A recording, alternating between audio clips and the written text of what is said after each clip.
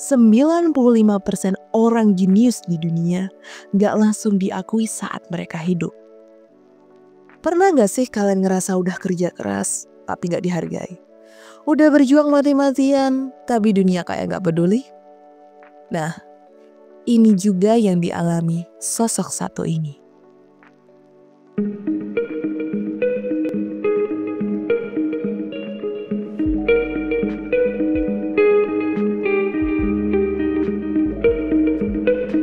Yo, what's up guys? Kembali lagi di channel The Nabila Way. Ludwig Boltzmann, seorang jenius yang idenya baru diakui setelah dia nggak ada. Hari ini kita bakal bahas kisah tragisnya dan gimana perjuangannya ngebentuk dunia fisika modern.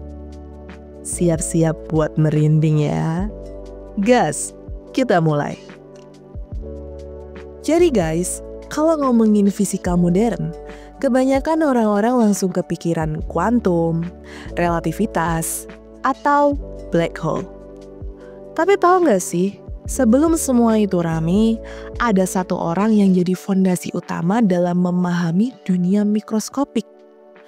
Khususnya dalam termodinamika dan mekanika statistik. Yap, Ludwig Boltzmann. Dia yang pertama kali ngejelasin gimana partikel-partikel kecil ya di dunia ini tuh bekerja secara statistik buat membentuk realitas yang kita lihat sehari-hari. Keren kan? Oke. Boltzmann lahir di Austria tahun 1844 dalam keadaan keluarga akademis. Ayahnya seorang birokrat yang cukup keras. Sementara ibunya mendidik dia dengan kasih sayang dan musik. Sejak kecil, Boltzmann dikenal sebagai anak yang cerdas. Tapi dia juga sering merasa kesepian dan tertekan karena ekspektasi yang terlalu tinggi. Musik menjadi salah satu pelarian buatnya, di mana ia bisa mengekspresikan emosinya dengan lebih bebas. Saat remaja, Boltzmann kehilangan ayahnya. Dan itu jadi pukulan berat buatnya. Tapi justru dari situ, dia semakin semangat untuk membuktikan diri. Ya. Dia memutuskan untuk fokus di bidang sains, khususnya fisika. Karena apa? Karena dia merasa di fisika inilah dia bisa menemukan ketertiban dalam kekacauan dunia. Dibimbing oleh Joseph Stefan, seorang fisikawan besar, Boltzmann mulai mengembangkan idenya tentang teori kinetik gas. Tapi, meskipun kecerdasannya di atas rata-rata, perjalanan akademiknya nggak mulus-mulus banget. Dia sering merasa overthinking, ragu sama dirinya sendiri, dan terjebak dalam tekanan yang luar biasa.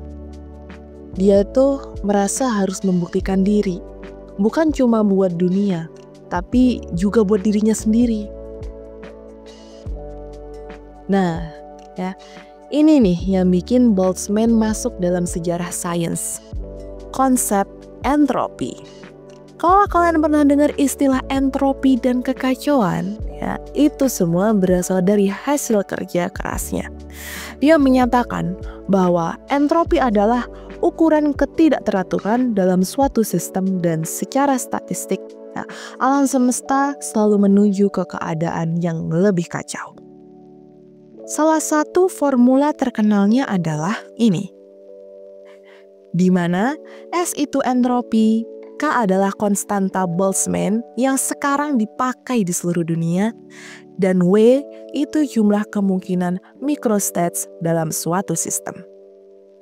Tapi ya meskipun ide ini brilian, dia harus berjuang keras buat meyakinkan komunitas ilmiah. Boltzmann harus menghadapi skeptisme yang luar biasa. Tapi guys, ya perjuangannya buat ngasih teori ini ke dunia tuh gak gampang. Banyak ilmuwan ya zaman itu gak percaya sama ide statistik dan atom-atom kecil yang gak kelihatan. Bahkan ada ilmuwan top kayak Ernst Mach yang terang-terangan ngebully teori Boltzmann. Mereka nggak percaya kalau hukum-hukum fisika bisa dijelaskan pakai probabilitas. Setiap kali Boltzmann berusaha menjelaskan teorinya, selalu ada yang menentang. Diskusi-diskusi akademik berubah jadi perdebatan panas. Bayangin, dia harus menghadapi ejekan, kritik pedas, dan penolakan dari ilmuwan yang lebih senior darinya. Di sisi lain, tekanan ini makin memperburuk kesehatan mentalnya. Dia mulai mengalami gejala depresi berat. Seringkali dia menyendiri, menulis jurnal-jurnal pribadinya yang penuh dengan pertanyaan eksistensial. Seiring berjalannya waktu, tekanan mental Boltzmann semakin berat. Meskipun dia mendapatkan beberapa pengakuan atas teorinya yang lain, dia tetap merasa tersingkir dari komunitas ilmiah. Depresinya tuh makin parah ya, terutama setelah banyak institusi akademik menolak gagasannya. Istrinya sebenarnya sadar kalau kondisi suaminya makin memburuk. Dia berusaha mendampingi Boltzmann, ngajak dia buat lebih santai gitu. Bahkan mendukungnya dengan cara apapun yang dia bisa. Tapi tetap aja ya guys, rasa kesepian dan tekanan itu gak bisa hilang begitu aja. Tahun 1906, dalam perjalanan liburan ke Duino, Italia, bersama keluarganya, Boltzmann seharusnya menikmati waktu santai. Tapi di balik senyum dan percakapan bersama istri dan anak-anaknya, pikirannya penuh dengan kesedihan. Dia merasa dunia tuh gak akan pernah menerima teorinya. Di hari yang tenang itu saat keluarganya pergi sebentar ke pantai. Bentar guys. Si Boltzmann ini memutuskan untuk mengakhiri hidupnya.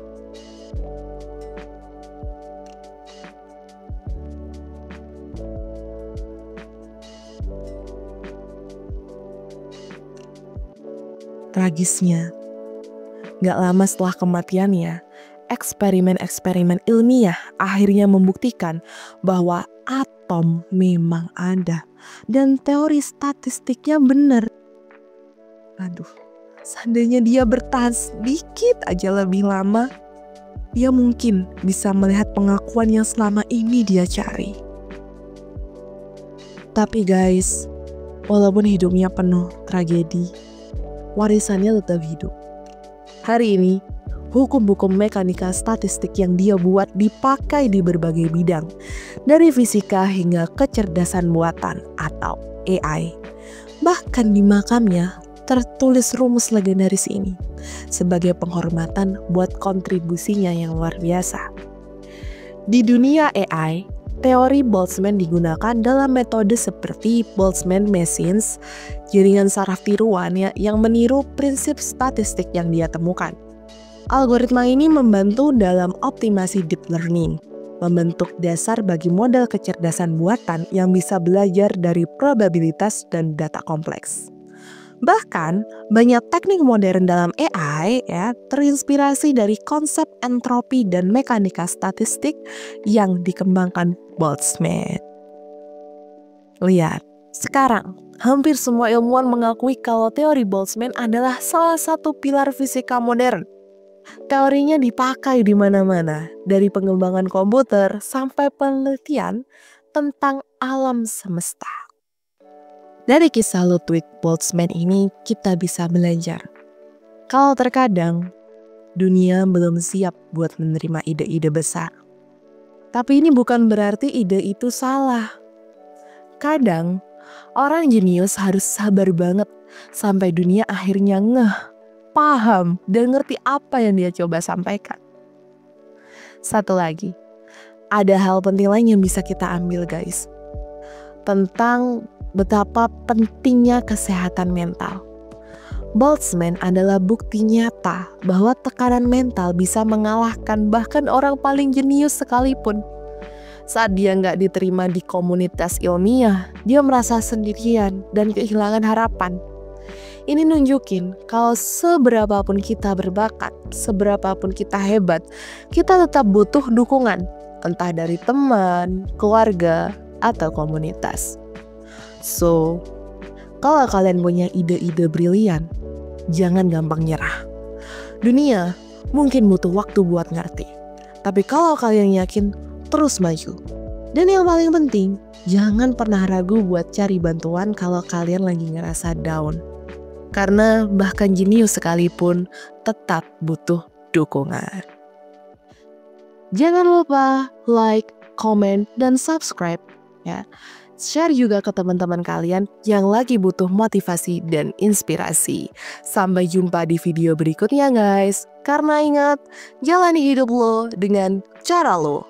Gue Nabila, and bye.